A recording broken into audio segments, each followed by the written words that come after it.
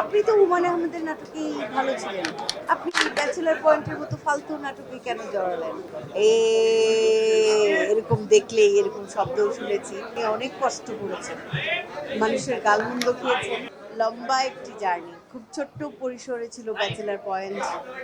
তখন আমাদের সবারই পারিশ্রমিক অনেক অল্প ছিল, আর খুব কষ্ট করে আমরা ব্যাচেলার পয়েন্টের শুটিং করতাম ছোট্ট একটা হাউসে। সেই সব দিনের কথা মনে পড়লে আপনারা একটু আগে দেখেছেন কাজল আরিফিন অমনি পরিচালক কীভাবে ওনার চোখের জল ঝরেছে। আসলে ওনার মতো তো আমাদের ফিলিংসটা ওনার ধারে কাছে পৌঁছাতে পারবে না, কারণ উনি অনেক কষ্ট করেছেন, মানুষের গালমন্দ খেয়েছেন, অনেক বাধাগ্রস্ত হয়েছেন, কিন্তু ওনার কিছু ঘটেনি। আমাকেও অনেক কটু কথা শুনতে হয়েছে, যেহেতু আমি একজন সিনিয়র পার্সন, অনেকেই আঘাত করেছেন। আপনি তো হুমায়ূন আহমেদের নাটকেই ভালো ছিলেন।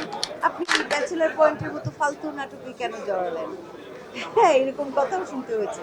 আবার এর একদম ব্যতিক্রম বিপরীত জিনিসটাও পেয়েছি, যে ব্যাচেলার পয়েন্টে শিরিন শিরিন শিরিন শিরিন এ এরকম দেখলেই এরকম শব্দও শুনেছি। তো ব্যাচেলার পয়েন্টের যেই শুরুতে ছোট্ট একটা ফ্ল্যাটে আমরা শুটিং করেছি, তারপর উত্তরায়, সেটাও ছোট্টই বলা চলে। সেটা করতে করতে আস্তে আস্তে তারপরে ধানমন্ডিতেও বেশ একটা ছোট্ট বাসাতেই আমরা শুটিং করতাম। ধানমন্ডি থেকে তারপর আজকের এই দিনে আমরা পৌঁছেছি। কোরবানি দিব, এই তো ঈদের নাটকগুলো দেখব। এইবার ঈদে জাক জমক, গত ঈদের চেয়ে আরও বেশি সিনেমা আসছে, সেসব সিনেমা দেখবো ঈদের ছুটিতে। সেই সব ক্যামেরা দিকেই তাকাচ্ছি, সেই সব সিনেমা দেখব, ঈদের সিনেমা দেখব, বাংলাদেশের চলচ্চিত্রকে ভালোবাসবো।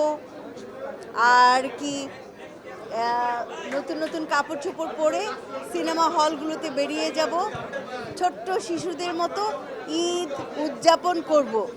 আর বাসায় ফিরে ঈদের নাটকগুলো দেখব। বাংলা নাটককে ভালোবাসতে হবে, বাংলা চলচ্চিত্রকে ভালোবাসতে হবে।